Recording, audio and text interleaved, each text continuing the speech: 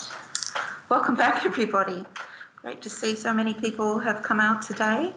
And welcome to today's talk, which is Unfree Workers, Insubordination and Resistance in Convict Australia by Professor Hamish Maxwell-Stewart.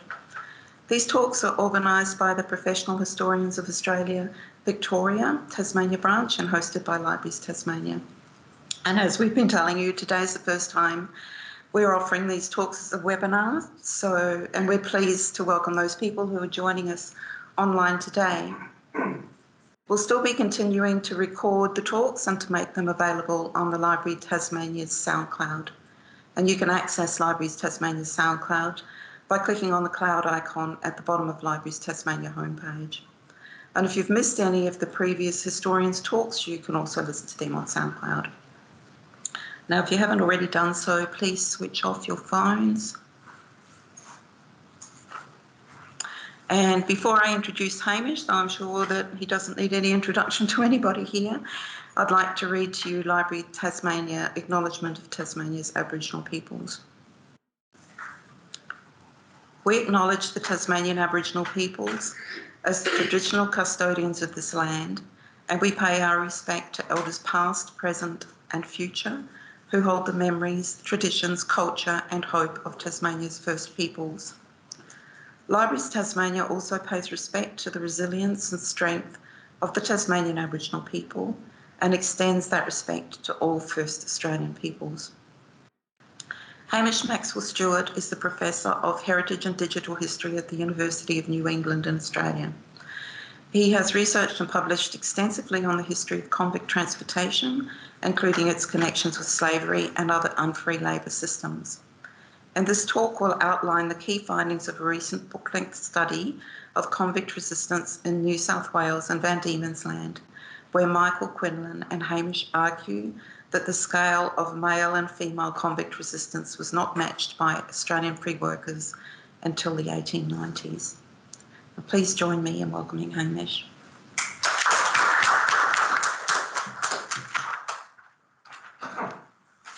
Thank you very much, Liz. Can everybody hear me at the back? Yep, good. And can people hear me online? Elspeth, can you just say if you can hear me? Oh, they're muted. They're muted. So they're muted. Okay, so they can't. Okay, just give a thumbs up or oh no, it's okay. We'll just all right. So thank you very much for that welcome. I'm always very conscious when I get up and give papers these days that there's an enormous list of people to thank. These are all of the organisations that I've worked with in recent years that have contributed to the work we do, including the attempt by Michael and myself to do a preliminary count of convict resistance and insubordination. Here is Michael, my co-author, but I would also like to thank in particular Trudy Cowley, who is the database manager for Digital History Tasmania, Monica Schwartz, who you'll hear a little bit more from in a tick, Richard Tuffin, Lucy Frost, Adrian Graves, Steve Thomas, Craig Dow-Santa and Matt Daniels. The last three are all from Raw Film, and all of the Digital History Tasmania transcription volunteers and coders. And also a very big and special thank you to that indefatigable group, the Female Convict Research Group, who have really pioneered the way of, or a way forward in terms of making a digital transcript of our collective past available. Now, if we look at previous evaluations of the scale of convict resistance in Australia, these have been very heavily shaped by the way that people see convicts. Now, those who've seen them purely as criminals have tended to argue that convict resistance was extremely limited, so that there were a few rebellions, and that noticeably those rebellions were led by a political cadre, so people who had been transported for political offences, but beyond that, without that inspiration from outside, that criminals were incapable of organising themselves. In a very memorable phrase, Humphrey McQueen once said that the convicts that were sent to Australia had been regurgitated, vomited forth, in fact, he said, vomited forth by the forces that were delineating class in industrialising Britain. So in other words, they lacked class themselves, they lacked the ability to self-organise. If they resisted, it was by smiling while the cat tore strips off their backs, to quote another historian. Even where convicts did engage in acts like absconding or escaping, these were seen as attempts to escape work rather than an attempt to impede work, and were regarded as, for example, as not resistance because the convict was trying to better their own conditions by getting back to the UK or to Ireland. And finally, that solidarity from below, any solidarity from below, was far outweighed by rates of collaboration. Now, ever since the publication of Convict Workers in 1988, now a long time ago, a growing number of historians have tried to look at Convict Australia through the lens of an unfree labour system. And if you do that, then a different picture starts to emerge. So one of the things that slave historians are very fond of saying is, particularly in North America, that slave revolts were rare. In fact, the major slave state of Virginia had fewer revolts per head of unfree worker than Van Diemen's Land in New South Wales did. So once you start to look at that international comparison, Australia does certainly seem to have a pattern of resistance. Now, one of the other things that historians of slavery tend to do is to divide resistance into two categories. They talk about in-your-face resistance. So this is revolt, and other acts that are designed to topple the system of slavery, direct challenges. And then they talk about day-to-day resistance. So the ability to slow down production, to deal a blow to the system from within by daily withdrawals of labour.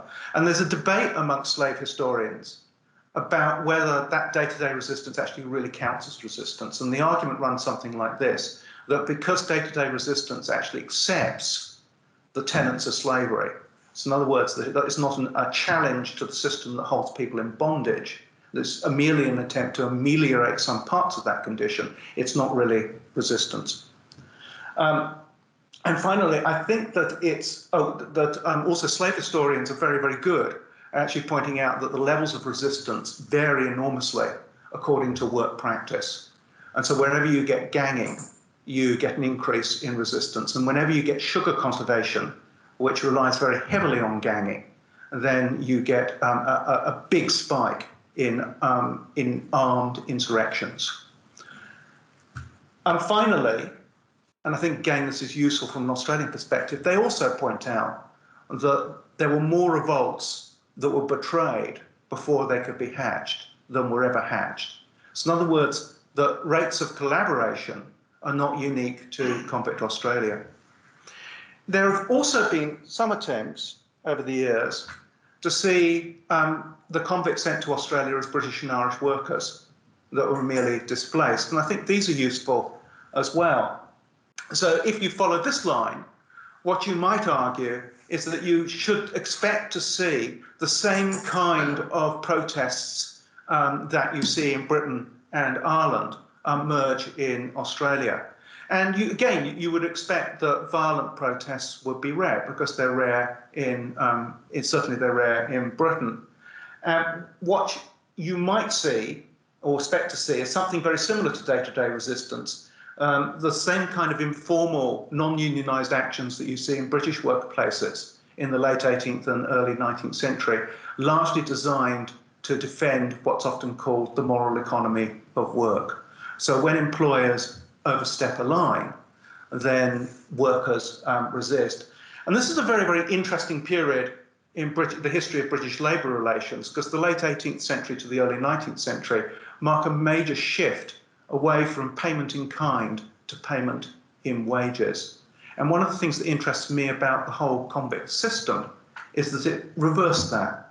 So convicts, when they came to Australia, weren't paid in wages, they were paid instead in kind, and with the important caveat that the in kind was far less than the value of the work that they were supposed to supply.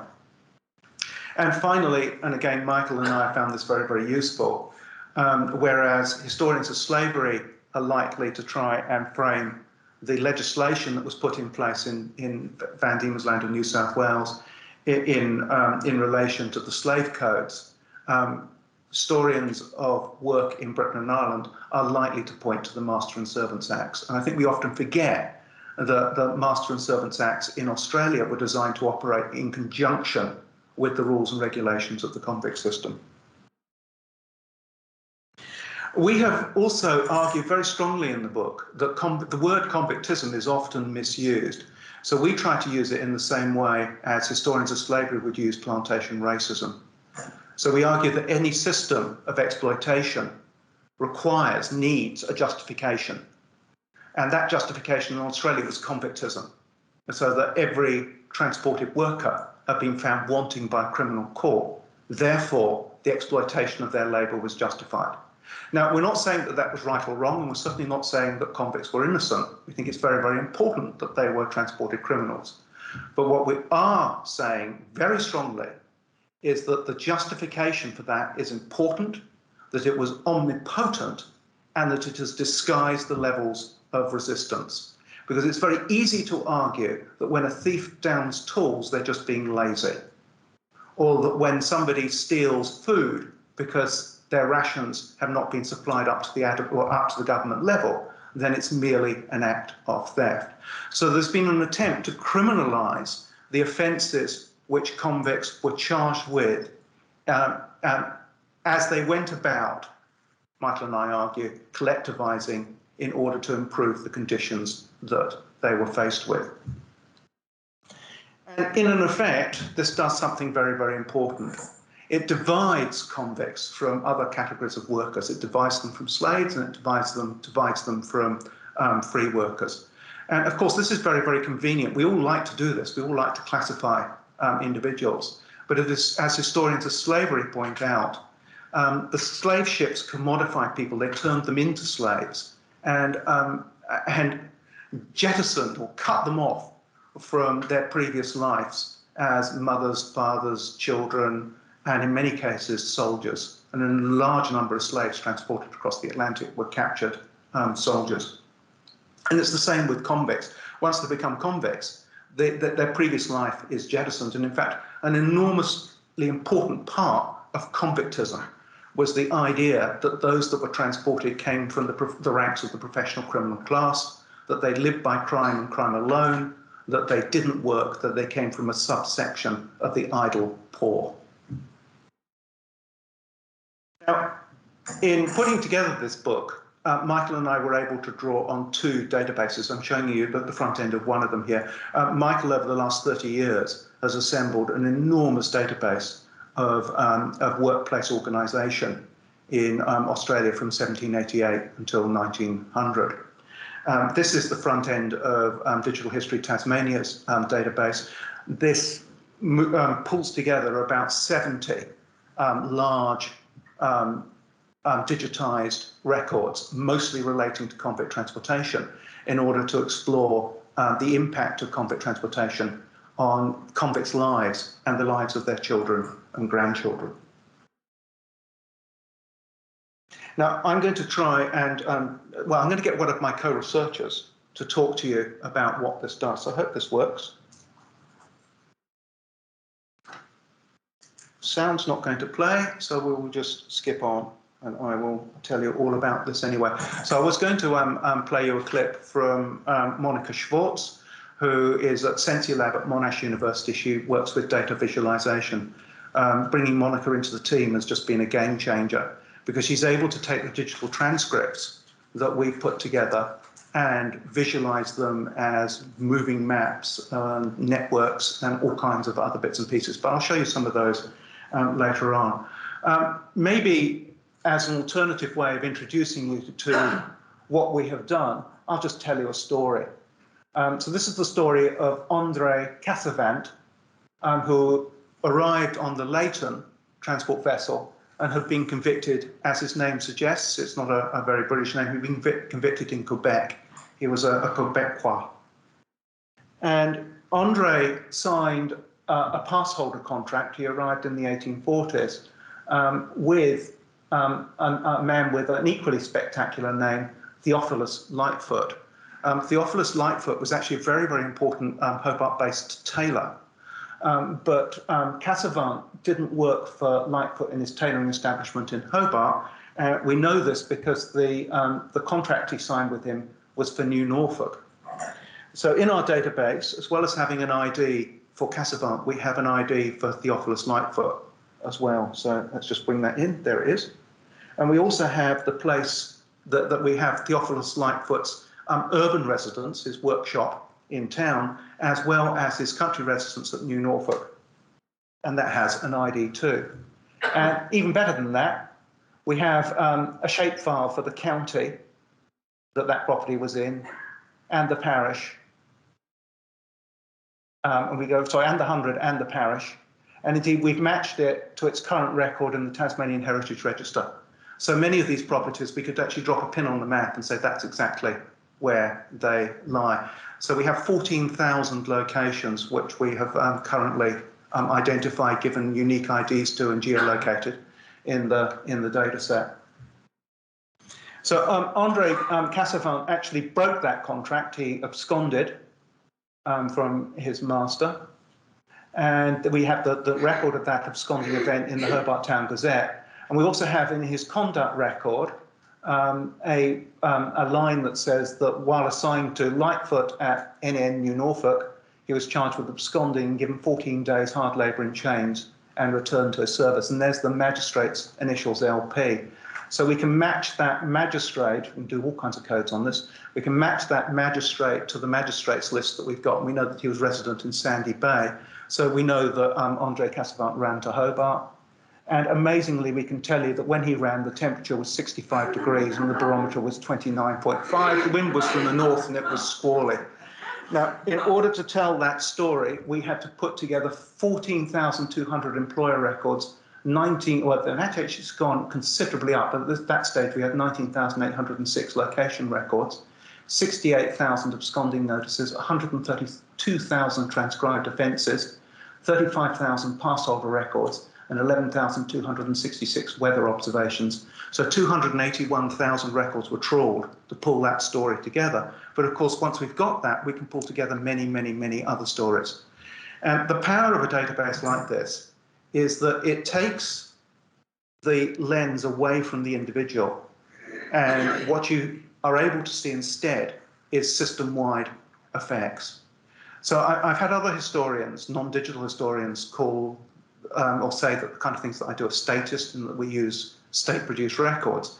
And to a large extent, there's some truth about that. But also, what we're able to do is to give the lie to convictism by showing how the ways in which convicts were punished actually reveals another story that you were never supposed to see. So let's talk a little bit about that. So here we have a breakdown of all of the charges which convicts faced while they were brought before magistrates' benches in Tasmania. We assembled this from a complete count of the female conduct registers and a 4% longitudinal sample of the males. So we can now tell you that over 90% of everything that convicts were charged with was public order offences or breach of the rules and regulations of the convict system. So only 5% of the offences that female convicts were charged with were for theft. And this includes trafficking goods as well, and receiving property, etc., etc. And 7.6% of those is the equivalent percentage for men. And notice very, very low rates of offence against the person as well. So for assault, etc., etc. That would have to be my phone. I did put it on silent. Thank you very much. Just no, it's in my pocket. It'll go off in a second. We can also go a little bit further than that. We can now, for the first time, tell you what the weight of punishment overall was. Nearly 1.5 million strokes of the lash in Van Diemen's Land alone, and over 800,000 days spent in solitary confinement and nearly 20 million days hard labour on the roads. These are really, really big numbers. And the mean rates are impressive as well. And the one I draw your attention to, because we think this is extremely disturbing, is that the exposure of female convicts to solitary confinement was twice that of male convicts. One of the reasons why I find this disturbing is because we know, in fact we can show, that solitary confinement had an impact on life expectancy. So, oh, and before I get there, here are some other trends in that data. This is the prosecution rate over time, so green for boys, blue for girls.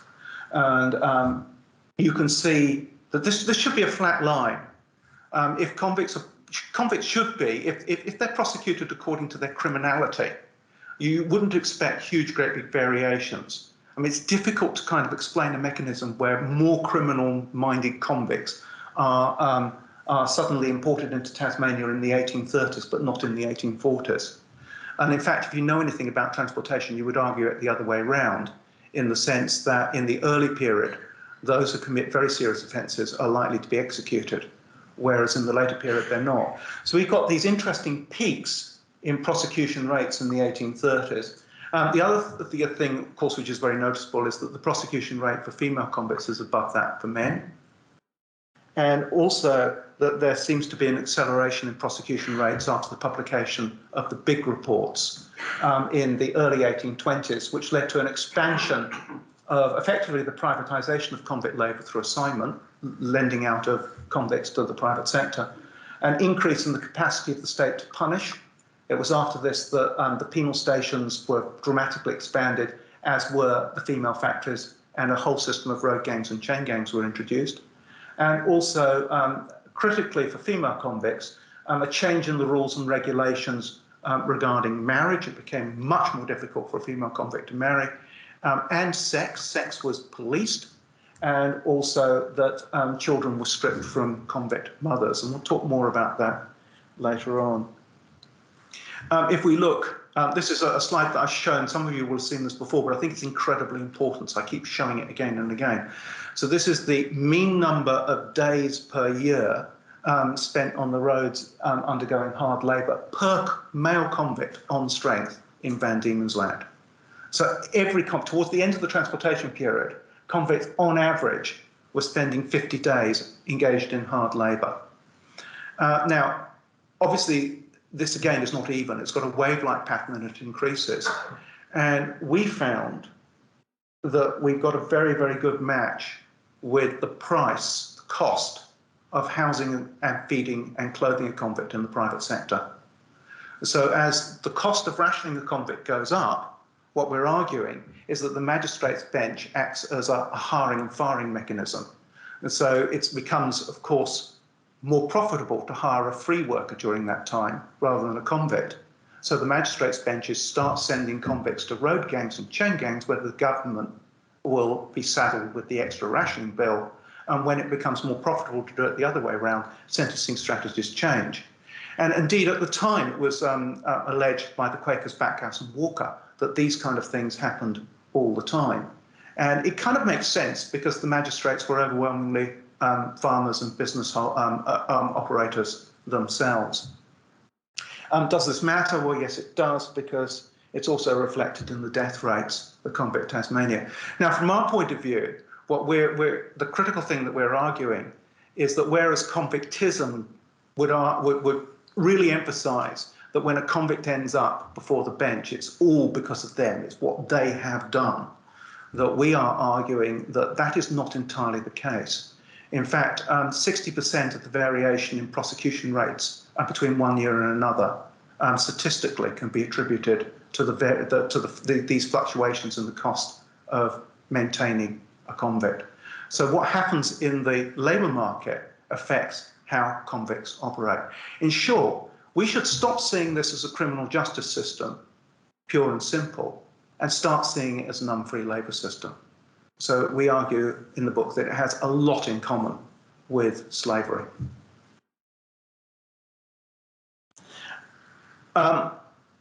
And I ought to also add that we don't say that it is slavery, but we do say that it has a lot in common. One of the things that we did is we developed a scale.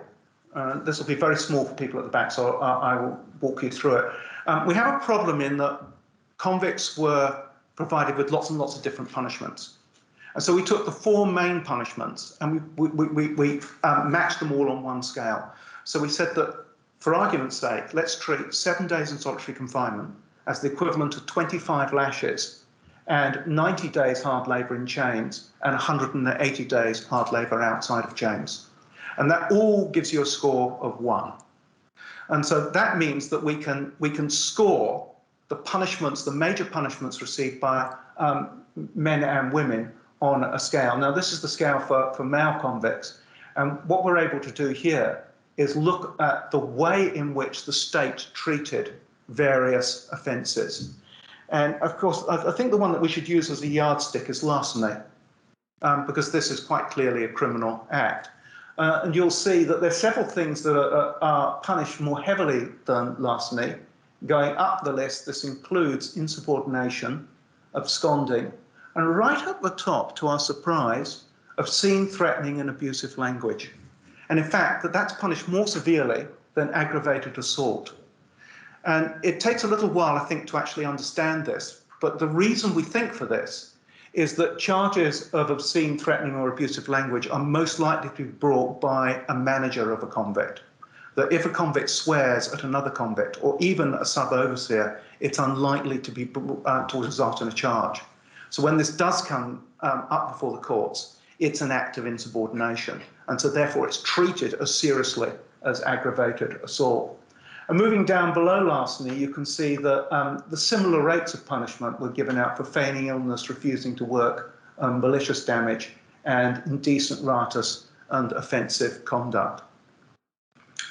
So one of the things that we're trying to say here is that if we are detecting levels of activity which we may describe as being an attempt by convicts to change their working conditions, that the state is treating this seriously too. And this is the impact of solitary confinement on female convicts. So I'll just walk you through this. This is what's called a survival curve. So this blue line is the survival curve for female convicts who did not experience solitary. And just to interpret this, this is when they all arrive, and 100% of them are alive. And at this point, 75% of them are alive, here 50, here 25, here they're all dead. Now, this is the survival curve for female convicts exposed to solitary. Every day in solitary knocked about 10 days off your life expectancy. So we know that these are not incidental things, that they matter.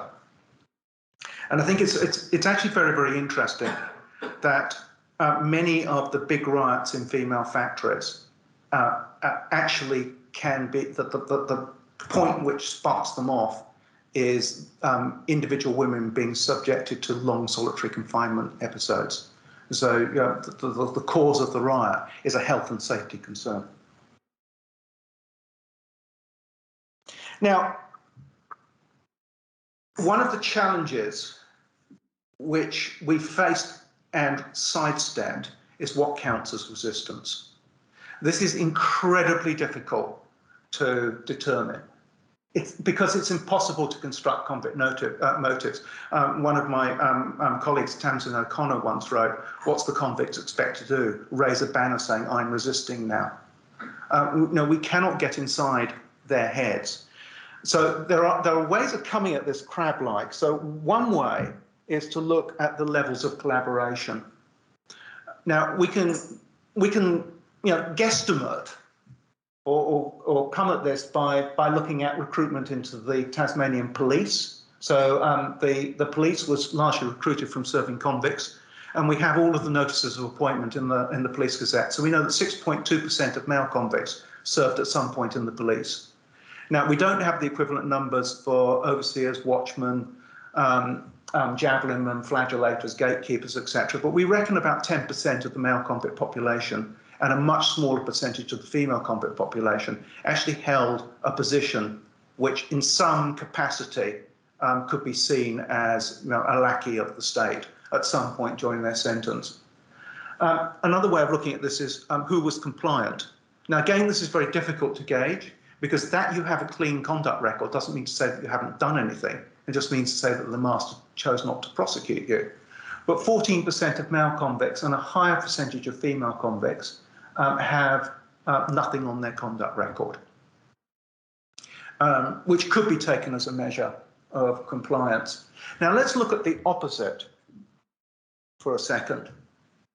So if we compare those rates with rates of absconding, 17% of male and 23% of female convicts were prosecuted at least once for absconding. I mean, these are very high levels. And 79% of male convicts and 66% of female were prosecuted at least once for a work-related offence. So we would argue that the raw numbers suggest that there is more, to use the great phrase of my friend Peter McPhee, that there are more cobbers out there than there are dobbers. Now, when it came to counting resistance, we had to come up with something, you know, a unit to count. We decided to only count what we call collective actions. So this is more than one convict involved in an absconding attempt, or more than one prosecuted for a work-related offence. Now, all methods, and we tried to map this over an existing framework that was developed by Alan Atkinson as long ago as 1979 in a great article called 4 Patterns of Convict Protest.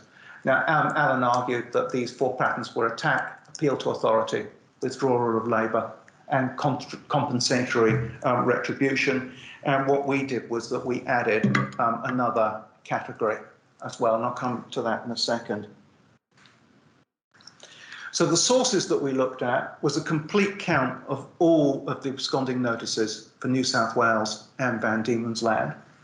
And we looked at the conduct records, which of course only survived for Van Diemen's Land, all the women, and a longitudinal sample of the men.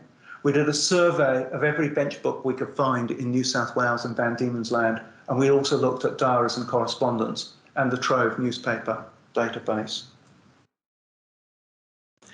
We have most certainly included some actions in our total that were not politically motivated, but we are convinced that we have undercounted rather than overcounted.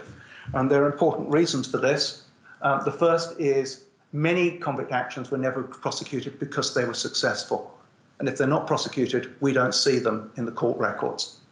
Second, valued workers were less likely to be prosecuted. So we know that if you have 1 labourer and 3 ploughmen, that quite often the labourer is prosecuted and the 3 ploughmen let off, and we wouldn't see that. We also know that there was a widespread practice of prosecuting ringleaders. So they would prosecute 1 convict or a few convicts rather than everybody who was involved.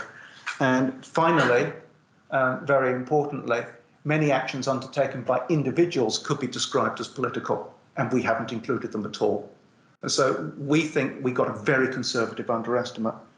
Or our estimate is very conservative. So here are the categories that we have come up with. So the new main category that we've added to Atkinson is the issue of demands. And then we have broken things down into demands accompanied by threats, petitions to a higher authority, court actions trying to prosecute masters, go slows, then we have absenteeism, misconduct and bans, strikes, collective absconding, and then under compensatory retribution, we have sabotage, theft, and assaults on individuals as retaliation.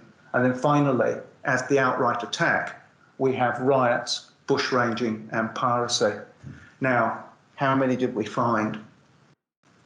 Well, come on, behave yourself. Oh, these are the. We also found evidence that many of these follow one. So you can start with an attempt to negotiate, then that might proceed to court action, and then when the court action fails, you might see a strike, and then when the strike fails, you might see sabotage on the property. The master's wheat stacks go up. So often you can see these in a chain. So in all, we came up with nearly 11,000 collective actions, for New South Wales and Van Diemen's Land. Overwhelmingly, these were collective absconding, and we just note that collective absconding we would expect to see more of, because that's the one area where we have a complete count of all of the records. So we have all of the absconding notices. We are very conscious that there's a big hole in the magistrates' books for Tasmania, particularly the digitised ones, covering the 1820s and the early 1830s. So Van Diemen's Land is the grey line here. Just compare it with the line for New South Wales. So we think that once we have digitised all of the male conduct records, that big gap in the records will disappear. And we also were able, as a result of this, not only to count, but also to identify what the convicts protested about. And there's three things which come up again and again and again. So the quality of rations, or in the case of the passholder system in Van Diemen's Land, wages. Access to free time. This is really important. So when does the working day start and end? Access to Sunday, particularly important for female convicts. And Christmas Day, New Year's Day and Good Friday should be holidays. There's also a lot of action over bad weather as well. So in the public works, convicts didn't work during wet weather, and often they argued in assigned service that they shouldn't work too. And much of this is about trying to impose on private masters the same conditions as occur in the public sector. And a lot of this could be described as actions designed to preserve a moral economy. And so that the convicts have a sense of where the limits of the power of the state and masters actually lie. And when that is breached, then they take action. And the last one is health and safety. And just to give you an example of some of the surprises that came up, we looked at absenteeism. Absenteeism is really common. Hundreds of thousands of cases of convicts being charged with absenteeism in New South Wales and Van Diemen's Land. And we didn't see it as being particularly political. And indeed, we thought, yeah, it's probably associated with strike action. So where it does occur, it's walking off the job. And in fact, to our amazement, when we were able to identify the day of the week in which the convict went absent, we found overwhelmingly that it was a Sunday. This is the convict's day off. So what is going on? This is about access. When in the private sector, female convicts, for example, were forced to work on the Sunday because grates need cleaning, etc., etc. And there was huge action over this. So female convicts often in the passholder system would refuse to sign a passholder contract unless they got Sunday off, which is the government day when convicts did not work. But also male and female convicts argued that not only should they not work on Sunday, but they should have the freedom to do what they wanted. So they could go to the races, they could walk into town, etc., etc. And masters are trying to actually hold them back and keep them on the master's property or in their allotted government space. One of the things we found interesting about this is if Sabbath breaking is going on, it's private sector masters who are doing it. So they're trying to get their convicts to work on a Sunday, and the convicts are actually protesting and saying, no, it's a day of rest. We were also able to do some work putting what happened in Convict Australia into comparison. We can do this with the absconding notices because many British colonies have absconding notices. And sorry, this is a bit small, but I'll talk you through it. Here we have a whole heap of colonies where runaway servants or slaves were gazetted in the newspaper. So starting from New England at the top in the 1730s, we have Pennsylvania, Virginia, South Carolina. We have two sets of data from Georgia, Barbados, the Cape Colony, Virginia, Maryland, and at the bottom, Van Diemen's Land. And then what we did was we calculated the percentage of female convicts in all of those runaway notices. So we could work out how often a female convict was gazetted compared to a male convict, or a male slave compared to a female slave. But that wasn't good enough. We had to actually work out the sex ratio in each colony. It's particularly important because in Van Diemen's Land there were fewer female convicts to male convicts than there were in almost, well, in fact, in every other society that we looked at. So that you can see the closest ratio that we have there is Maryland. And when we did all of that work, we could then produce a ratio of female absconders to male absconders. And so if it's at 100, they ran in equal numbers. And Van Diemen's Land is the only place that we could find where female convicts ran at a greater rate than male convicts. Now, this takes some explanation. We argue very strongly in the book that this has a lot to do with the way that sex was policed amongst female convicts. This is the Rowan Gillespie statue that's been unveiled outside the Cascade Female Factory, where you can see a convict woman who's pregnant. In fact, we can tell you that there's a huge hole in the pregnancy record or the birth record that we should see amongst female convicts. So the actions of the state were designed to keep female convicts in the labour force. So unlike any other unfree labour system that we've looked at, female convicts were discouraged from marrying. It was actually difficult, and were prosecuted for being out with a man. We found a female convict who was charged with an offence for having been found with her arm around a man. And they were certainly punished for falling pregnant, and of course were split from their children, whether those children arrived with them on the convict vessel or were born in the colony. But of course, once you're split from your family, you become much, much more mobile. So we think that there's for the state, there's a downside in this, and they've got pissed off mobile female convict workers. But I also ought to add that I think that it is rather galling that female convicts have in the past been called sluts and whores, when we actually know that the big impact of transportation on their lives was the denial of the opportunity to have families. And the geneticists who I work with tell me that Tasmania did suffer in the past from a mild genetic bottleneck. It's because of this. And so the number of female convicts who had families is much, much smaller than it should have been if the state hadn't intervened in their lives. So I'm just going to very quickly move on now and just talk about absconding rates. So this is a visualization that's done by Monica Schwartz at Monash. And whoops, let's go backwards. Come on, go back. And just run through it. Is it going to play? Hopefully it's going to play.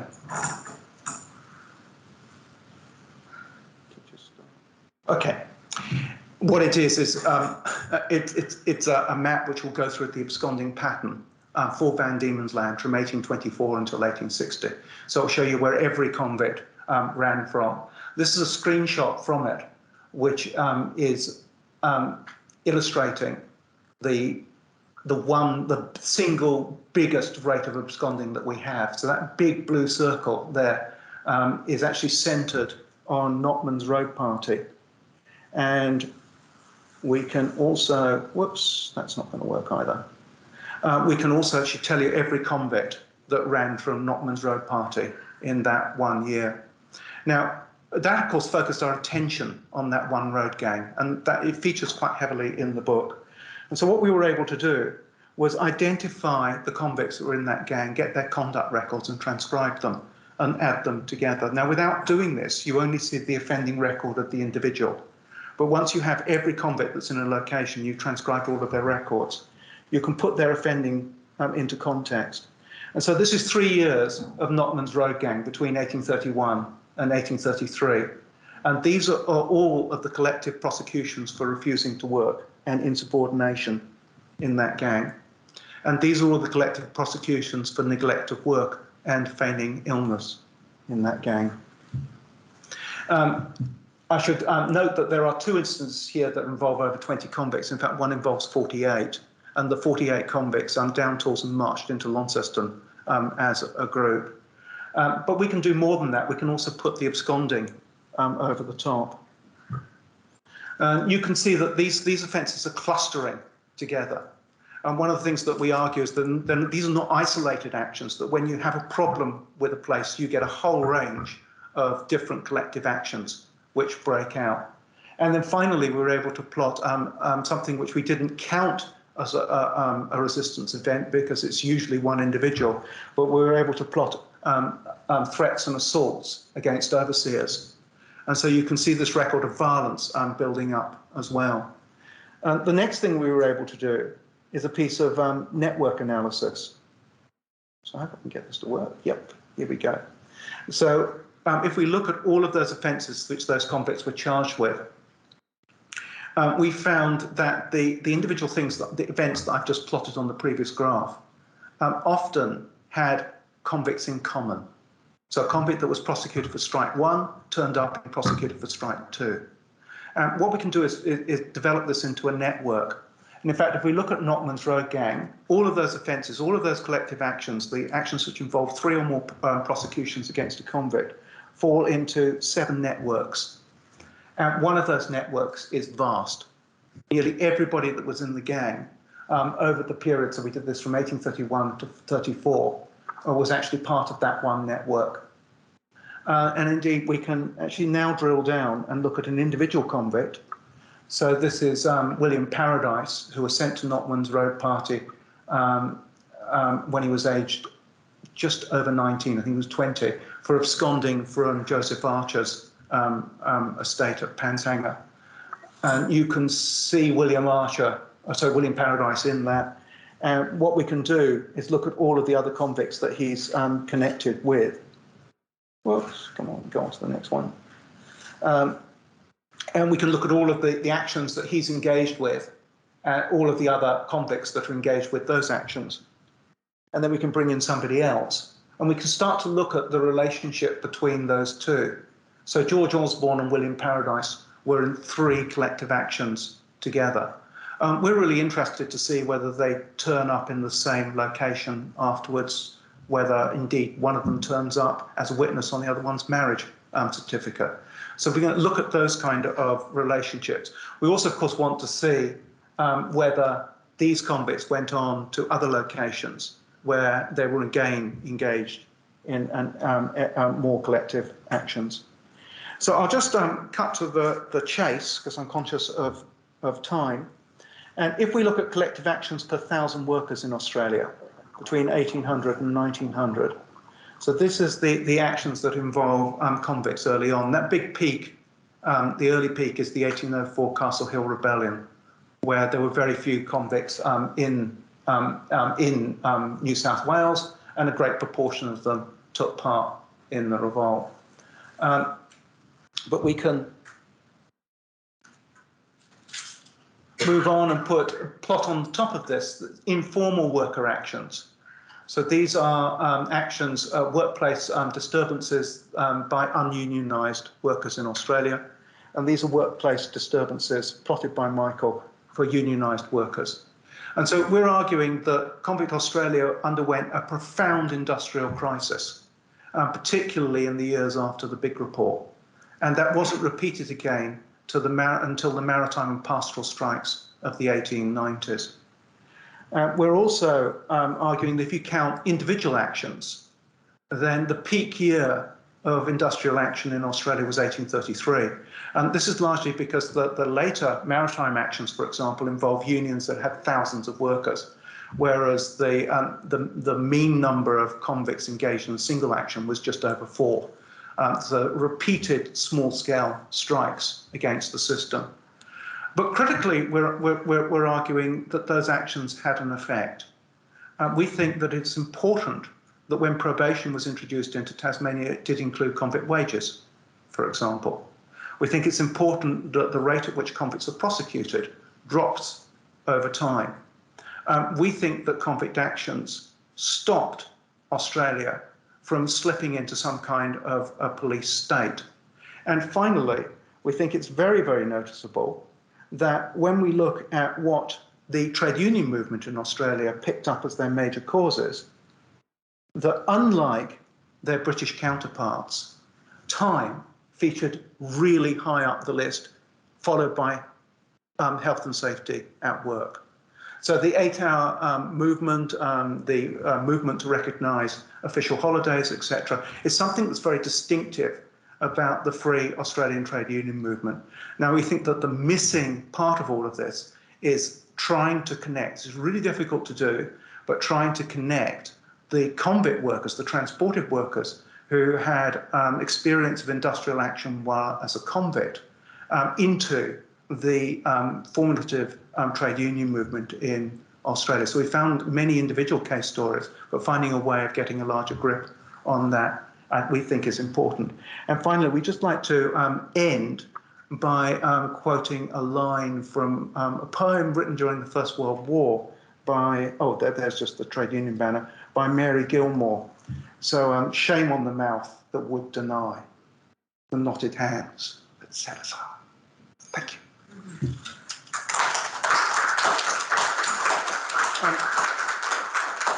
If we've got time, I'm very happy to answer any questions. Go for it. Hamish, I wonder if your type of analysis, which is pretty broad, has ever been applied or would be valued to apply to modern day penal systems, perhaps not the very modern, but say in the 50s or 60s, to see if it works there or maybe it's been done? I don't know whether it's been done. I think that one of the big caveats here is that there's a big difference between a closed institution and the kind of open institution that Australia operated under. One of the big differences, of course, is in an open system, unfree workers and free workers rub shoulders next to each other. And what happens to the unfree impacts upon the wage conditions of the free in a way that you don't get in a closed institution. But yes, you are right, every closed institution has its own economy. And of course, the labour of prisoners has in the past been used in exploitative ways. And indeed, there are signs, particularly in the United States, that that trend is increasing. And I've got no doubt that prisoners organise in order to try and react to that. And so, yes, some of these methods could be applied, I'm sure. James. Hamish, you were saying that you thought, in your summary there, that you thought the action, the resistance of the convicts led to, a freer Australia in the future. But I remember Henry Reynolds arguing that once we got rid of convicts in Tasmania, we had to bring in indentured labour, which was reinforced with a really savage Master and Servant Act. Would you like to comment on that? Yes. So the Master and Servants Act, which was proposed for Tasmania, has the distinction of not being passed by the British Parliament. The British Parliament had real problems with it. I mean, it absolutely came out of the convict system. And they saw it as being totally out of kilter. So it had to be modified. But even so, that the modified Master and Servants Act that Van Diemen's Land had was notoriously savage. But so we're not arguing that everything was a cakewalk after the convict period.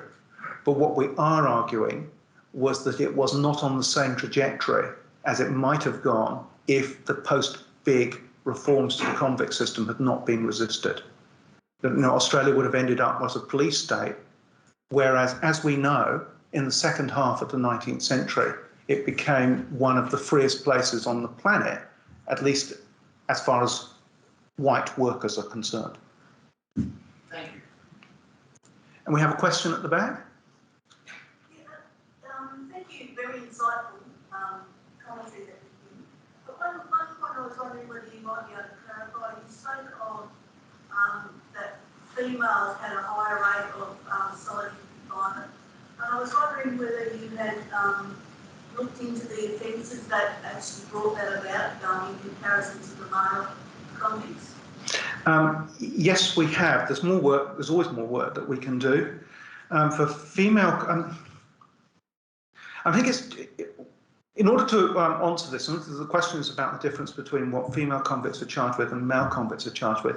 I think it's actually really, really important to reconstruct the workplace so that it's not, you don't just ascribe this to things that are different between the two sexes, male and female. Female convicts are in a really, really interesting position because there are very few assigned to any single household. It's rare to have more than 2 female convicts, and the norm was 1.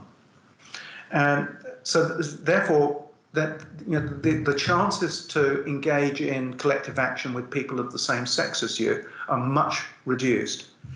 Now, they are inside the house, which means that their living conditions in some ways are better. But because they're inside the house, their work is not subscribed or not, is not affected by the rhythms of the seasons. So male agricultural workers argue, for example, that they can cease work in the hours of darkness. So when the sun goes down or up, they will stop working, and they don't work when it's wet. Those conditions do not apply to female convicts. And finally, the female convicts don't deal with an overseer. They deal with the mistress of the house. So there's no cartilage in the system. And they're under constant surveillance. So I don't think it's particularly surprising that we see female convicts charged much more often with absenteeism, that they're charged very frequently with insolence, and actually quite high rates of assault. Where they are charged with assault, I won't say this is common, but it's not uncommon for the assault to be on the children of the household. So there are differences, but those differences can often be explained by the differences in the working conditions. And so those offences were sufficient to get the females into solitary confinement more often than male-based work. Yes, largely because female convicts were not flogged and were not sent to a tread wheel. They could be sentenced to hard labour, but if they were sentenced to hard labour, it had to be in a female factory, not a local road gang or chain gang. So the logistics of punishment were tricky.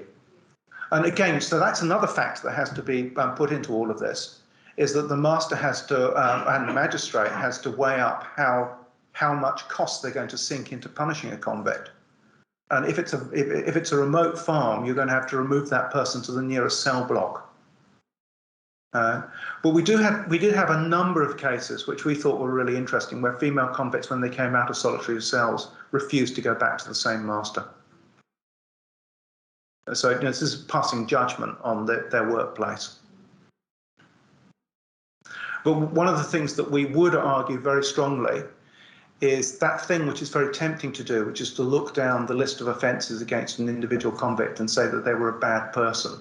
It's a very, very dodgy thing to do, because the length of the list is just as much a reflection on the nature of the work that they're subjected to, and that their workplace, their bargaining power or lack of it, and the way that their workplace is organised, as it is their propensity to offend. It is quite possible to be the biggest rogue on earth and go through the Van Diemen's Land convict system without a mark on your conduct record, because your labour was so valuable that a master would not punish you. Okay, thank you very much.